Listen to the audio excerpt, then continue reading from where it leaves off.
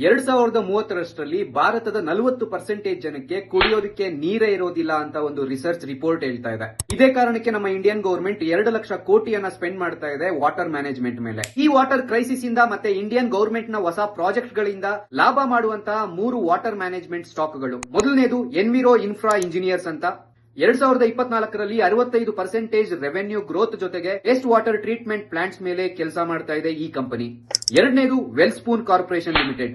77% year on year growth ಜೊತೆಗೆ last ಒಂದೇ ವರ್ಷದಲ್ಲಿ 60% ರಿಟರ್ನ್ ಅನ್ನ ಕೊಟ್ಟಿದೆ. ವೇರಿಯಸ್ ವಾಟರ್ ಇನ್ಫ್ರಾಸ್ಟ್ರಕ್ಚರ್ ಪ್ರಾಜೆಕ್ಟ್ಸ್ ಮೇಲೆ ಈ ಕಂಪನಿ ಕೆಲಸ ಮಾಡ್ತಾ ಇದೆ.